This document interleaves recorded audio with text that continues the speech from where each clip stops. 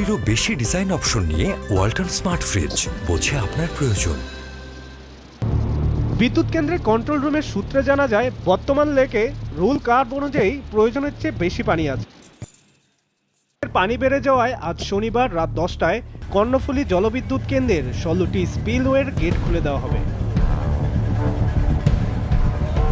জানা যায়, কাপ্তাই লেকের 108 ফুট এমএসএল পর্যন্ত পানি উঠলে বিপদসীমার অবস্থা সৃষ্টি হয়। এই পরিমাপে পৌঁছালে ছাড়া হতে পারে কাপ্তাই লেকের পানি। বিদ্যুৎ কেন্দ্রের ব্যবস্থাপক এটিএম আব্দুল জাহের দুপুরে জানান, শনিবার 2টা পর্যন্ত কাপ্তাই লেকের পানির পরিমাপ 107.63 ফুট পর্যন্ত উঠেছে। সন্ধ্যা নাগাদ যদি পানি 108 ফুটের কাছাকাছি বা বেড়ে যায়, তাহলে কাপ্তাই স্পিলওয়ের 16টি গেটের 6 ইঞ্চি করে ছেড়ে দেওয়া হবে। বাঁধের ভাটির দিকে জনগণদের সবাইকে সাবধানে থাকার অনুরোধ জানান এই কর্মকর্তা। এর আগে শুক্রবার লেকের পানি বেড়ে যাওয়ায় ডুবে গেছে রাঙ্গামাটি পর্যটন শিল্পের আইকন খ্যাত ঝুলন্ত সেতু। সেতুর পাটাতনের উপরে পানি উঠেছে 5 থেকে 6 ইঞ্চি।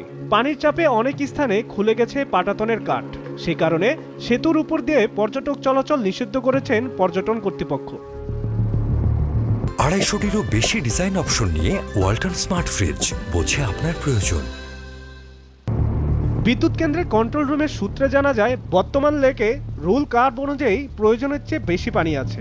এ কারণে বিদ্যুৎ কেন্দ্রের 5টি ইউনিটের সর্বোচ্চ 219 মেগাওয়াট পর্যন্ত বিদ্যুৎ উৎপাদিত হচ্ছে, যদিও 5 ইউনিট থেকে সর্বোচ্চ 230 থেকে 240 মেগাওয়াট পর্যন্ত বিদ্যুৎ উৎপাদন সম্ভব। গত কয়েকদিনের ভারী বর্ষণ ও উজান থেকে নেমে আসা পাহাড়ি ঢলে রাঙ্গামাটির কাপ্তাই হ্রদে পানি বেড়ে সর্বোচ্চ ধারণ ক্ষমতা বা বিপদসীমার কাছাকাছি এসে পৌঁছেছে। শনিবার সকাল 9টা পর্যন্ত কাপ্তাই হ্রদে পানি আছে 107.63 এমএসএল, যেখানে সর্বোচ্চ পানি ধারণ ক্ষমতা 109 এমএসএল। সাব্বির হাসান, মাছরাঙ্গা টেলিভিশন।